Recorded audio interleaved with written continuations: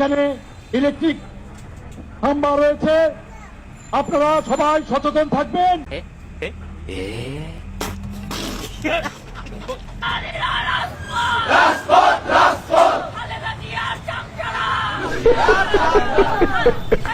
All my friends are toxic, all ambitionless, so women.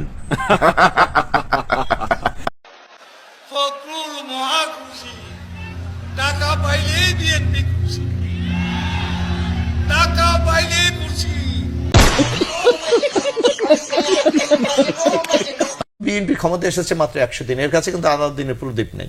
Awami লীগের আমরা দেখেছিলাম, অর্থাৎ রাষ্ট্রর পৃষ্ঠপোষকতায় আপনি চুরির একটা সুযোগ তৈরি করে দিয়েছিলেন সেদিন। রুকো যারা, সবার করো। আপনি খালি জনগণকে চুষবেন কতক্ষণ রে ভাই? আমার নামের আগে মোহাম্মদ নাই, আমি ইকবাল হাসান মাহমুদ। এখন জ্বালানি এবং বিদ্যুৎ প্রতিমন্ত্রী যে লোকটা ইকবাল হাসান মাহমুদ টুকু, একটা নাস্তিক এবং ইসলাম বিদ্বেষী, আপাতমস্তক ইসলাম বিদ্বেষী। জাহান্নামী, জাহান্নামী, জাহান্নামী, জাহান্নামী। আমি বাংলাদেশের একটা আলোচিত লোক, জুলাই যুদ্ধের ভিতরে আমি একটা সম্মুখ সারির জুলাই যোদ্ধা। ওয়াও, চুদলিং বং, তিনি কিন্তু গর্ভবতী হয়ে গেছে। আমার তরফ থেকে তোমাকে স্যালুট। ভাবি, আপনার তরফ থেকে এই গর্ভবতী জুলাই যোদ্ধাকে কিছু একটা দেন। তোমারে আপনি 7 বার এমপি হয়েছেন, আমিও আপনার মতো 7 বার এমপি হতে চাই। আর 7 বার এমপি বক্তৃতা দিয়ে তো 7 বার এমপি হওয়া যায় না। আপনারা এলাকায় মানুষের সাথে মিশে কাজ করেন, আপনারা 7 বার কেন 27 বার হতে পারবেন ইনশাআল্লাহ। রুকো যারা,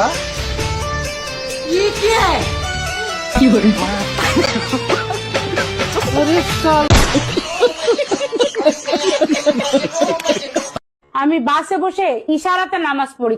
তোমার মতো ধার্মিক মেয়েকে খুঁজতেছে সিদ্দিক বিয়ে করবে। না না শুধাইও না, তুমি বুঝছো? মাইয়া সুন্দর আছে, বিয়ে করতে পারো। হ্যাঁ শুধাইও না, শোনা তোমার একটু বিয়েটা করে দেখো। তোমার আমার ভুল হয়েছে, ক্ষমা করে দেন। আমার মতন কে ভূমিকা পালন করছে? আমি আসলাম দেখে 2 দিনে এই শেখ হাসিনা ভাইয়া গেছে গা। আমি এই সেলর দিছি দেখে 2 দিনে সব ছাত্র জনতা নামছে। আমার এক একজনের পছন্দ দাঁড়ায় গেছে।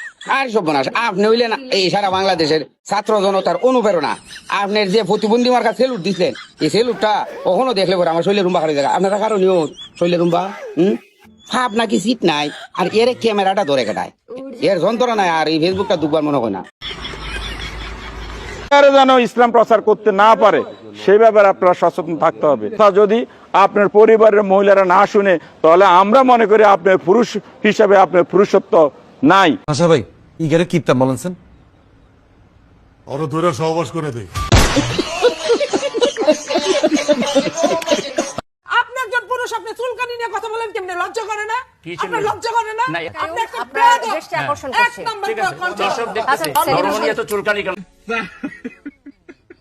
অবশ্যটা জুলাইকে বিক্রি করে জুলাইয়ের সুবিধা নিয়ে সংসদ পর্যন্ত গেছে। ওটা তো আমরাও নিতে পারতাম, আমরা তো জুলাইকে বিক্রি করিনি। শুক্রবারটা পাটোয়ারি মানে একটা আতঙ্ক, যে কোন জেলায় যে পাটোয়ারি কি করছে। ঠিক শুক্রবার আগে যা করতো বাইতুল মোকাররম উত্তর গেটে, এখন এই শুক্রবার হচ্ছে পাটোয়ারি দেশ ও জাতির একটা আতঙ্ক। এটা কি কোনো কথা? কি বলবো, যাই হোক। জামাত চায় সরকার নির্বিঘ্নে অন্তত আগামী 2-3 বছর দেশ চালাক। এতে তারা ভিতরে ভিতরে কাজ করে যাবে নিজেদের গোছাতে একেবারে। এবং যেহেতু বিএনপি আওয়ামী লীগের মতো বর্জুয়া দল, তারা নিজেদেরকে ওইভাবে গুছাতেও পারে না, ওইভাবে ম্যানেজও করতে পারে না। এই পুরো সুবিধাটা জামাত নেবে, নিয়ে এইবার 77, পরে 177-এ যাবে। এটা হচ্ছে তাদের লক্ষ্য, এবং এখানে আমি কোনো অন্যায় দেখি না। একটা পলিটিক্যাল পার্টির স্ট্র্যাটেজি থাকবেই, এবং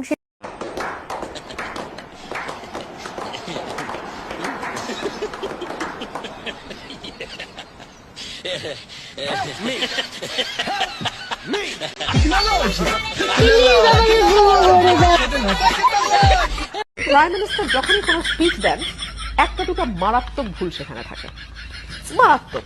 গতকালকে একটা স্পিচ দিয়েছেন ত্রিশালে, 2014 সালে কাজী নজরুল ইসলাম ত্রিশালে এসছেন বলে তিনি দাবি করেছেন, এবং রিপিটেডলি কুমিল্লায় গিয়ে উনি ভিজিট করেন, উনি গিয়ে দিনাজপুরে আম আনেন। বড় মিস্টেক হয়েছে, বাংলা ভাষা নিয়ে পতাকা তুলে দিয়েছেন, মার্কা তুলে দিয়েছেন। জুলাই আন্দোলন যদি না হইতো নির্বাচন হইতো 2029-এ। জুলাই আন্দোলন যদি না হইতো বেগম খালেদার, কালকে ফরহাদ মাজার এক জায়গায় বলছে যে বেগম খালেদা যে রাজকীয় সম্মান পেয়েছেন অনলি বিকজ অফ জুলাই আন্দোলন। তারেক রহমান সাহেব যে দেশে ফেরত আসছেন অনলি বিকজ অফ জুলাই আন্দোলন। বিএনপির যত মামলা ছিল সেখান থেকে যে বিএনপি আজকে সুন্দরভাবে ঘুরতেছেন সব জুলাই আন্দোলন। সেটাকে আপনি বেমালুম যদি ভুলে যান, আপনি তো 2029 নির্বাচন করার কথা।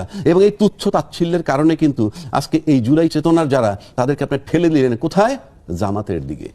যেই জামাতকে আপনাদের পছন্দ নয় সেই জামাতের দিকে ঠেলে দেওয়ার কারণে আজকে জামাত কিন্তু 31 না 32% ভোট নিয়ে শেষ পর্যন্ত তারা 68টা সিট পেয়ে এখন মসনদে বসে আছেন। সঠিক বলেছেন।